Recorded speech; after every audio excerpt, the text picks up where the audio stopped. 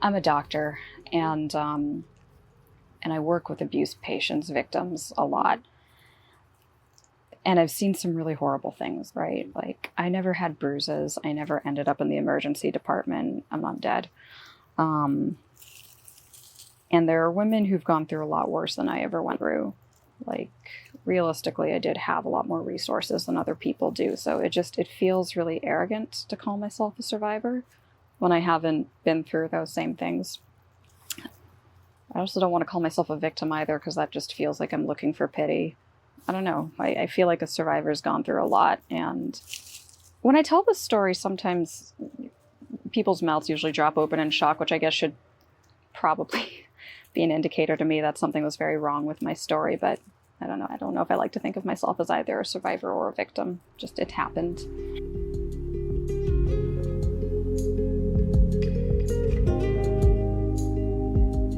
Well, I think my family especially, sometimes I think they've tried to understand the sense of loss that I feel. And sometimes they do a good job of it, but sometimes I don't know that they really get it. I think they think I should be happy that I'm away from the person. I don't miss him. Sometimes I'm totally fine talking about this, and I don't know what it is about today that it's hard, but I don't miss him at all. When I think about what he is, I don't miss him. But I miss what I thought he was. I had my children's names picked up. I was supposed to be a mom right now. And I miss the dream of what I thought I had. And it's hard to say that. I mean, when I think about what he is, right, my family will tell me, think about it rationally. When I think about what he is, realistically, I know I couldn't have that, and I know that just wasn't going to happen, but I thought I had that. I didn't want a lot. I wanted a stable home. I wanted a family. I wanted a partner who would love me, and I wanted more than physical intimacy. I wanted emotional intimacy. I wanted to feel free in myself and safe. I wanted to feel safe. And for the longest time, I haven't felt safe, and I miss that. And it's hard to explain that to people.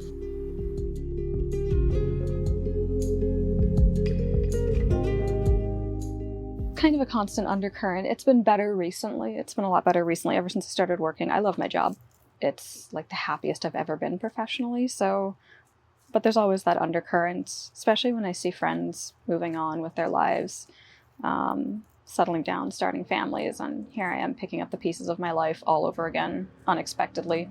And I struggle with PTSD, and I feel behind, and I feel like I failed. What's embarrassing is I'm a psychiatry resident. I'm a psychiatrist, and I feel like I should have seen this coming. I deal with human behavior and like some of the worst of it, and I deal with domestic abuse a lot. And then I walked into my own situation.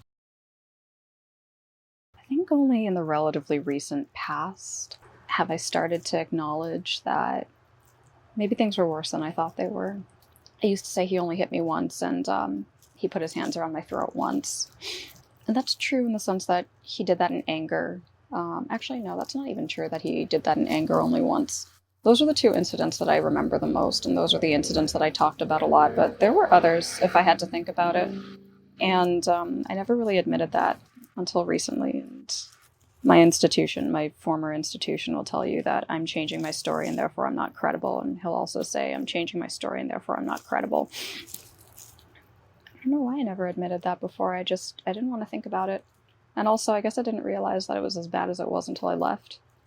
And even then, it could be worse. It could have been a lot worse.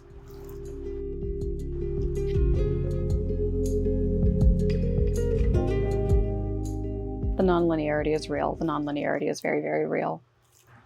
There was a time not too long ago where the smallest thing, it could be anything, would just set me off in a way that I wasn't proud of.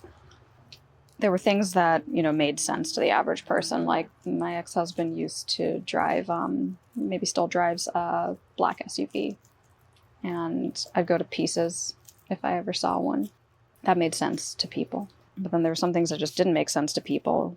And I remember I watched this movie, Mrs. Harris Goes to Paris. It's about an older lady who works her entire life and just wants to do something pretty for herself. And so she goes to Paris in pursuit of this like exquisite Chanel gown that she has to save a lot of money for. And I never had a wedding, but I had a dress. I canceled the wedding. It never happened. We eloped, but I was pretty in that dress. It's the first time I felt like that. And watching that movie, I mean, that set me back a lot. I remember just crying and crying in my room because that was one of the few times in my life I felt beautiful, and I never got to have that. He kind of ruined it. I tried to explain that to people, to my family, and the response I got was, that just doesn't make any sense. And I can't explain it. I mean, maybe it doesn't make sense, but it's things like that.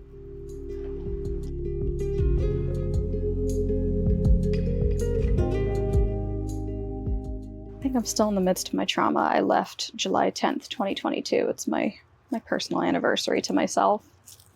And I think I'm doing better. If I could say anything, I'm not going to profess to be the smartest person in the world, but that bastard had me questioning if I was even a good doctor. That's how much of my sense of self was gone with him. My ex-husband went after not only my insecurities, everyone has insecurities, but he also went after the things I liked about myself. And I've always been reasonably well-read and reasonably well-spoken, and I liked that about myself. Once I used the word insular during a conversation with his family, and he got so angry with me. It wasn't the only time, but it's the one I remember most vividly. And he told me he wants a woman who can talk to construction workers and coal miners. And he put me down for the way I spoke. And it got to the point that I started actually worrying, am I off-putting? Like, am I unlikable? Do I turn off people because of the way I speak? And I was planning on going into psychiatry, and I was scared. I was scared that the way I communicate is off-putting. And then just a few weeks ago, I had a patient who had pretty significant sexual trauma and physical abuse. And we came from two very different backgrounds. She's not my age at all. She's much older and comes from a different educational background, comes from a different cultural background, but she liked talking to me. She told me she liked talking to me. And I felt like I did a good job with her. And I remember feeling proud of myself for the first time in a while. And then I remember feeling really, really angry and thinking, he took that from me too. He made me think I was going to be a bad doctor. And so that's what I would want to reassure myself. You're good at what you do. And you can be valuable to patients. Just because he doesn't care for you doesn't mean that your patients can't be helped by you. And that sounds silly now that I say it, but he really had me questioning my professional identity. He had me questioning my value as a woman. But the professional identity thing has been solved, at least.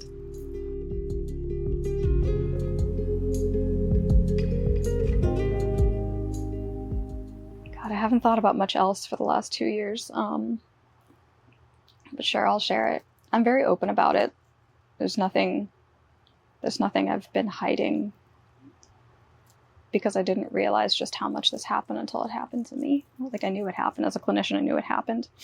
So I had a very, professional perspective on it, because realistically, this is some of the work I do. And then it happened to me, and the experience isn't something I wish on anyone. I was with my ex-husband for 4 years. We met in medical school. He was a classmate. And it was actually the most functional relationship I'd had. I felt safe with him. I felt happy with him. We got engaged after about 9 months. And I thought, I found my person. I remember praying and thanking God that he'd finally blessed me, because I hadn't had great relationship experiences. And the one thing about him before we got married is he was almost pathologically jealous. But I made excuses for that. I didn't see it as a problem, because he talked about being cheated on and having trust issues because of that.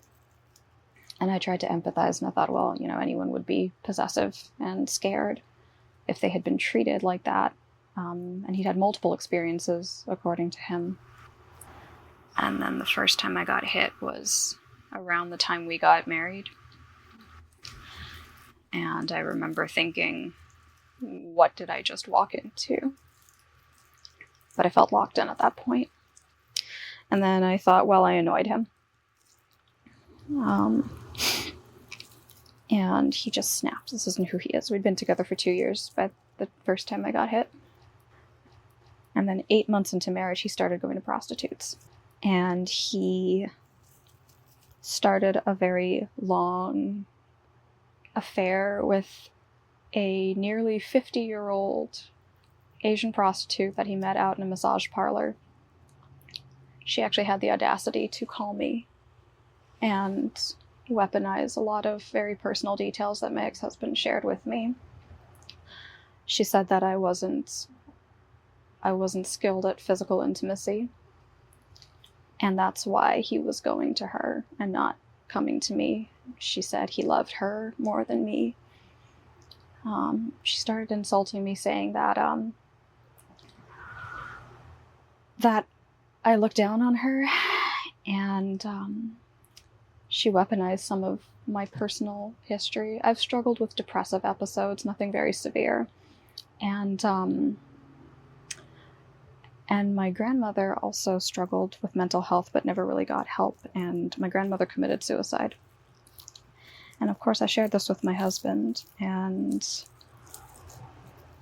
I'm not sure if she said this in reference to me or in reference to my grandmother, but she asked me, if he leaves you, are you going to suicide yourself?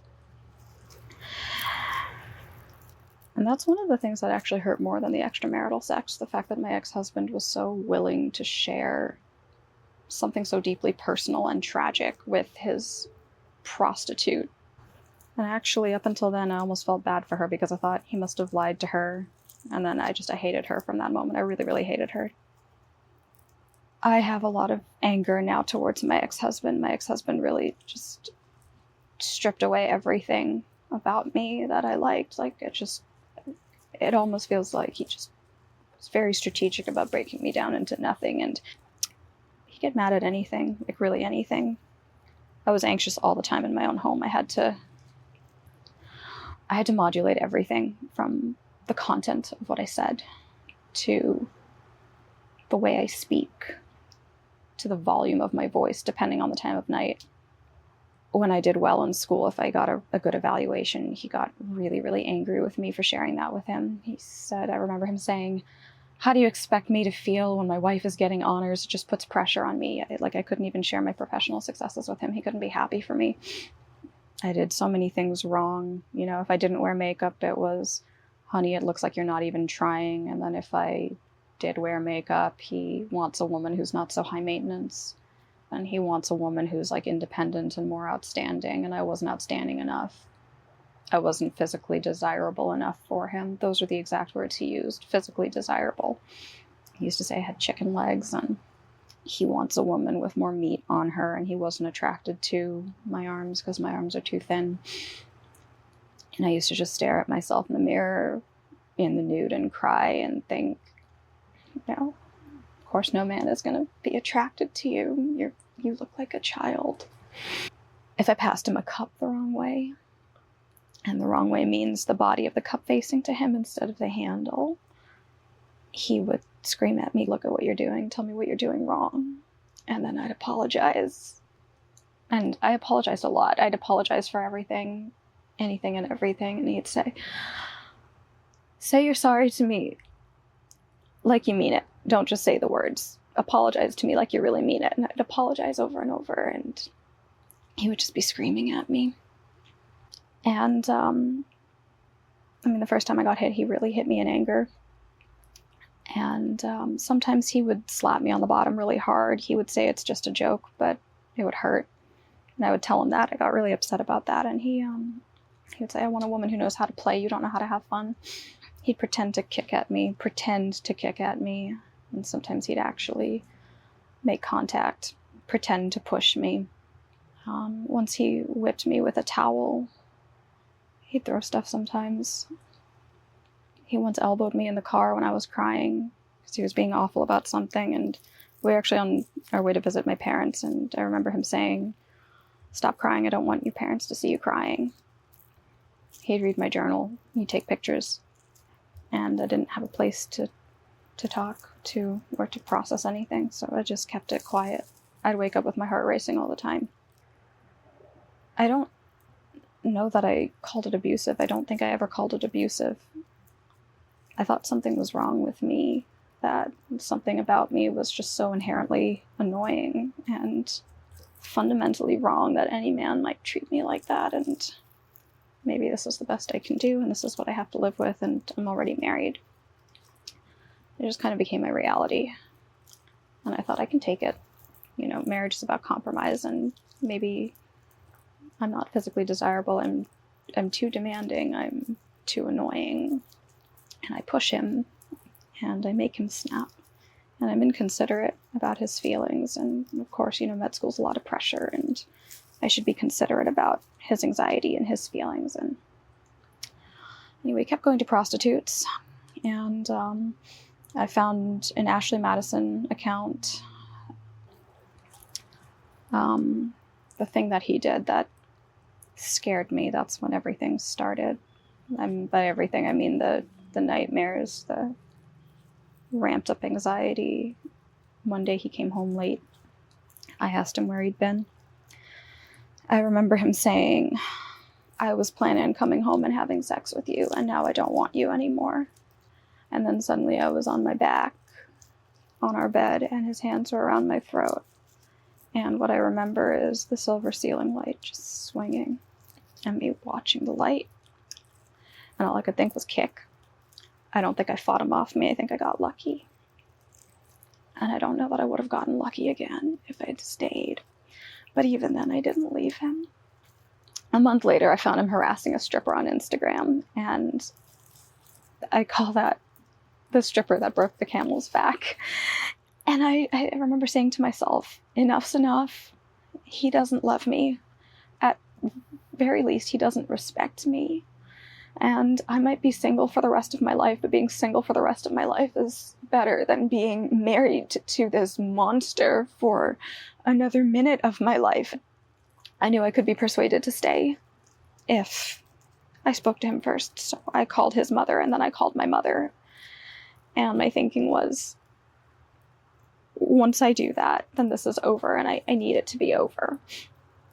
I didn't trust myself not to stay if I didn't tell someone. I didn't tell them about the abuse, but I told them what I found out about the infidelity, because when I found one thing, I just kept finding another one and another one. And then it got worse. So I got my divorce. But in the process of hunting around for evidence for my divorce, I found out that he'd been having contact with his prostitute without protection. And I told him, because I was talking to him in maybe the 3 or 4 days after I demanded a divorce. I said, you have an ethical obligation as a physician to tell any non-sex worker partners that you have this risk factor. And he exploded at me. He said I was trying to make him look bad, and that he didn't do anything wrong. And he asked me, how did I put you at risk?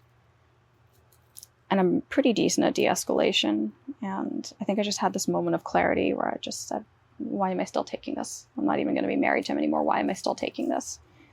So I remember saying very calmly, okay, this conversation isn't productive right now. I think we should hang up. And so he got angry and hung up the phone. And then I texted him and I told him, don't contact me anymore because this is starting to scare me. And then I said, if he won't do the right thing, I'll do the right thing. So I made some educated guesses as to who some of the non-sex worker partners were. And I told them, I'm also a clinician. I'm his wife.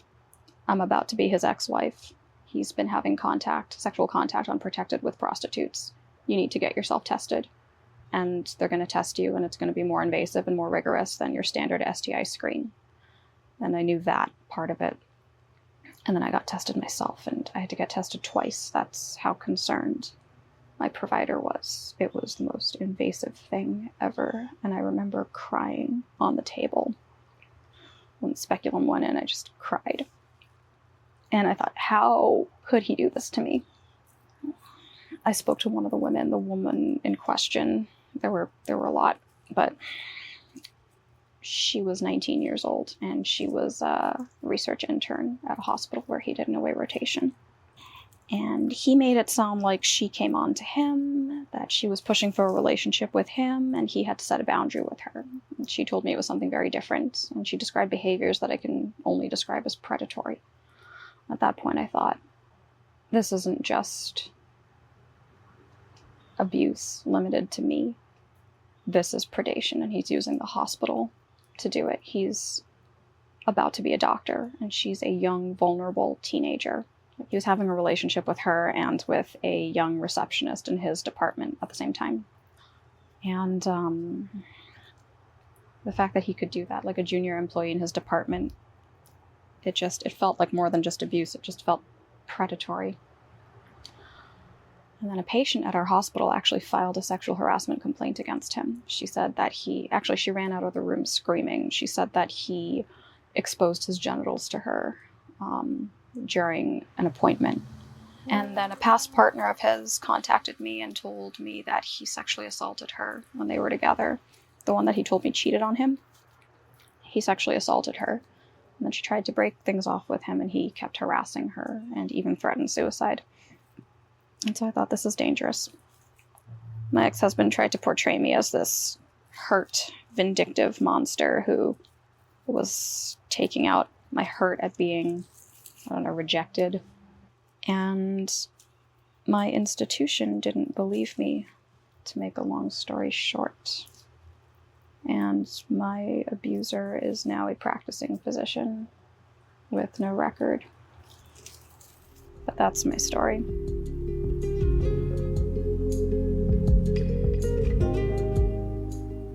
It's been good. It feels like a new, fresh chapter in my life. It was unexpected. I didn't have the heart to not consider Rochester because the program here is so good. It's been really refreshing. The truth is, professionally, I'm happier than I've ever been. The community is really supportive. It's far from home, but I think far from home is a good thing for me right now. And I'm grateful. Like, that sounds cliche, but I'm genuinely really, really grateful. I got a new apartment. I rearranged everything so it doesn't look like the home we share. And I pay for everything myself. I don't have any, encumbrances living with me or telling me how to talk. I used to stare out the window. So I like rainy days a lot because it's a good time to curl up with a movie or a book. And he used to be more awful to me whenever it was dark or whenever it was raining. And every time I'd look out the window, I'd think, oh, crap, it's raining. He's going to be in such an awful mood. And I used to get scared of the rain. And not that long ago, it was raining and I was happy about it. And that's the first time in months, maybe a couple of years actually, when I felt like that.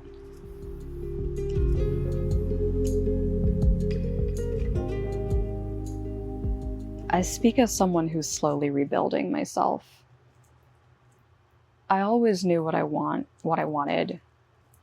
I knew I wanted to be a doctor. I knew I wanted to be a wife and a mother. I wanted stability. I wanted a loving, committed partnership where I would give as much as I got. And I'm simple, I didn't want anything so very grandiose. I think I'm someone who needs a good amount of external validation. Until I got to the actual level of doctor, I was never sure if I was going to be a good psychiatrist to my patients. I wasn't sure if I was intelligent. I wasn't sure if I was likable. And he really broke all of that. He really broke down all of that. I had me questioning, will I be a good physician? I had myself questioning, not my identity as a woman, but my value as a woman. I've never considered myself especially beautiful.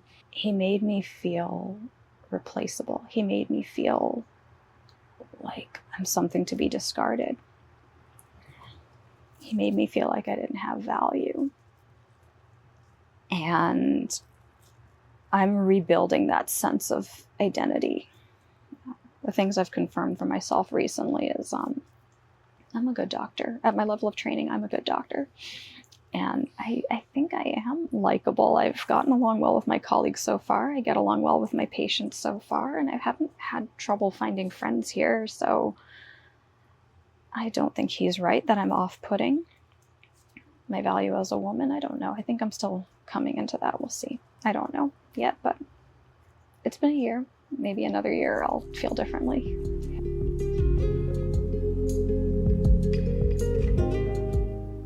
It's not something about myself. It's it's both a visual representation and a mantra. So I did something that my parents absolutely hate. I love the book The Girl with the Dragon Tattoo, because for me it's about survival in the face of flagrant misogyny, both at an interpersonal level and at a societal level. I mean, there's this woman who's been through pretty much every level of abuse that anyone can go through, at the family level, at the level of people who know her and who are supposed to be taking care of her well-being.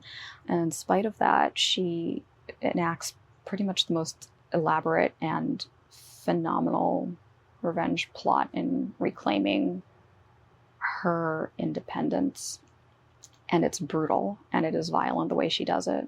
But I respect how meticulous and flawless the execution is, and how her goal of attaining her independence is achieved. It's not just spiteful to get back at her perpetrator. It's she really just flies in the face of all the abuse, and she actually works her way to her own independence, her own legal independence, which is phenomenal in my mind. Like, to be clear, I do not intend to tattoo "I am a rapist and an abuser" across my ex-husband's chest. I can understand the appeal. I have no intention of doing that, but that scene always really stood out to me. So I ended up getting a tattoo of a dragon on my back. And that's my reminder to myself that I'm not going to profess to be as awesome as Lisbeth Salander, but my mantra and that tattoo are my daily reminders that I'm still here. And that's what I tell myself, is I'm still here. I did go through an episode of suicidality. I was planning on ending my life at a point. And clearly my ex-husband was planning on ending my life at a point. But I'm still here. And I'm messed up and not together and very broken, but I'm still here. And despite his best efforts, I'm not dead yet. So that's what I think that would be my affirmation, or thing that I lean on every day. I got this necklace as well. It was a Christmas gift, and I had it engraved with the words, "I lived," and it's kind of just my reminder.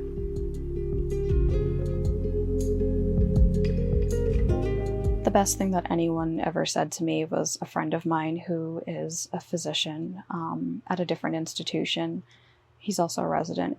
He's actually the first person that I admitted that there was abuse to, and only because he asked me very explicitly. I wouldn't have told him otherwise. He didn't judge me. He asked me, "What do you need from me right now? Do you need me to tell you what I think? Do you need me to listen?" And I said, "I just need you to listen. I need you to make me feel less than." The first time he asked me that, I wasn't ready to leave. So he didn't explicitly tell me what to do, but he listened. And when I made the decision to leave, he supported me. And I would encourage family and friends to think in that same vein when you're dealing with an abuse victim. The judgment's really, really isolating. The shame is really isolating. The first thing I would say is you're not obligated to heal on anyone's timeline but yours. If anyone makes you feel that you should be over this by now, that's a reflection on them, not on you.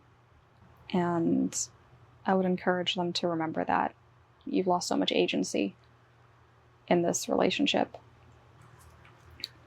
Your sense of agency is the first thing that you owe to yourself, and if it means grieving on your own timeline, then that's your choice and you should do that.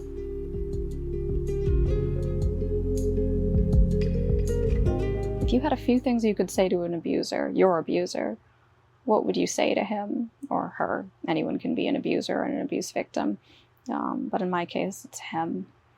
I would hope everyone has something validating, angry, passionate that they want to share. Mine is two things. The first one is, if you had to pay $200 for it, it's not love. And the second thing is, I can't make you what you're not. I'm more of a man than you will ever be. And I would encourage every survivor, victim, person who's experienced domestic abuse to, when you're feeling at your lowest, say to yourself what you would want to say to your abuser, because it's not your shame, it's their shame.